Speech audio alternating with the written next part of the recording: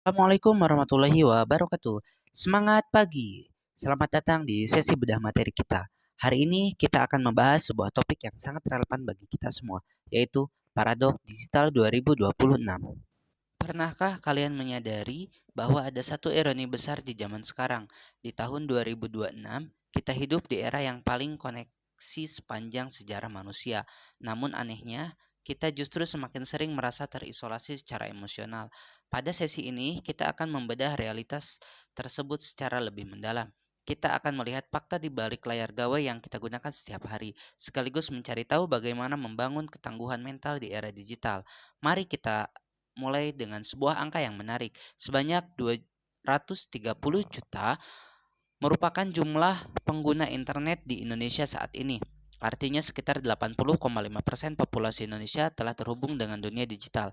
Bayangkan, 8 dari 10 orang yang kalian temui setiap hari hidupnya sangat dekat dengan perangkat digital. Lebih menarik lagi, jumlah koneksi seluler aktif telah mencapai 331 juta atau sekitar 116% dari jumlah penduduk Indonesia.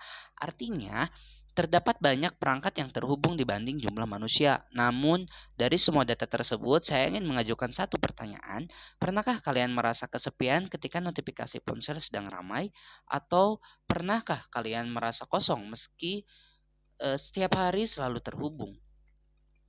Nah, di balik kemudahan akses, kita sedang menghadapi era kecemasan digital. Tingkat penggunaan media sosial pada kelompok dewasa mencapai hampir 90% dan lebih dari 180 juta identitas pengguna aktif itu di media sosial. Intensitas pengguna yang tinggi mendorong kita terus melakukan perbandingan sosial. Kita melihat kehidupan orang lain yang tampak sempurna setiap hari dan tanpa disadari hal itu dapat meningkatkan resiko kecemasan dan depresi. Oleh karena itu, penting untuk memahami bahwa kita tidak lagi sekedar menggunakan teknologi. Kita ini hidup di dalamnya. Keterlibatan yang begitu dalam mengubah cara otak kita memproses informasi, menghadapi tekanan, dan merespon berbagai tantangan kehidupan. Selanjutnya, mari nih kita bedah lebih dalam lagi mengenal konsep era bani, di mana untuk konsep era bani ini merupakan singkatan dari brittle, anxious, non-linear, dan incomprehensible. Dunia yang rapuh, penuh kecemasan, tidak beraturan, dan sulit untuk dipahami, membuat banyak mahasiswa rentan mengalami tekanan dan ketidakpastian. Perubahan teknologi yang sangat cepat sering membuat konsentrasi terganggu, dan motivasi belajar pun menjadi menurun. Jika akhir-akhir ini kalian merasa kewalahan, kondisi itu memang nyata, dan ini memiliki penjelasan secara ilmiah loh. Lalu bagaimana cara kita bertahan? Yaitu kuncinya terletak pada resiliensi, di mana resiliensi adalah kemampuan untuk bangkit dan beradaptasi, tetap berfungsi secara optimal meskipun menghadapi tekanan. Ini adalah keterampilan bertahan hidup yang sangat penting.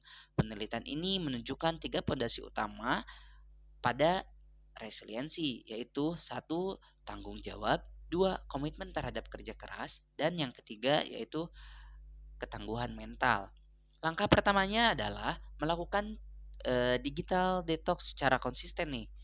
Jadi berikan waktu bagi otak dan mental untuk beristirahat dari layar.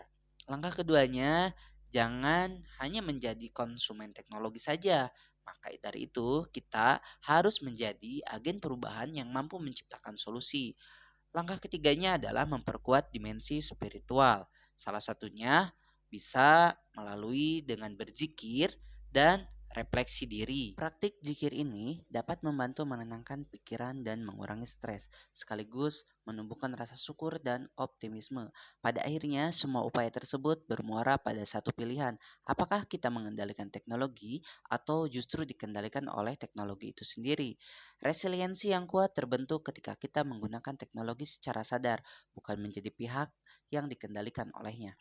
Di era kecerdasan buatan, ada satu hal yang tidak boleh kita lupakan. Kesejahteraan psikologis dan nilai kemanusiaan adalah investasi terbesar.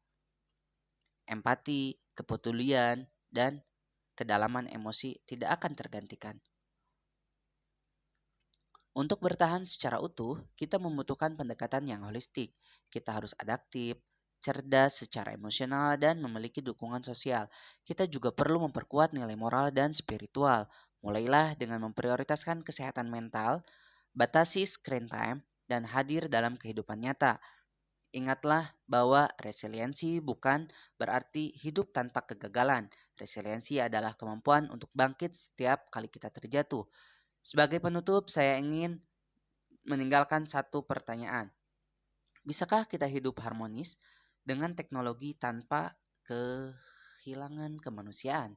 Jawabannya ada pada pilihan yang kita buat setiap hari, termasuk setiap kali kita memutuskan untuk menyalakan layar di genggaman kita. Terima kasih telah mengikuti sesi ini. Tetap tangguh, jaga kesehatan mental, dan sampai jumpa pada pembahasan berikutnya. Semangat pagi!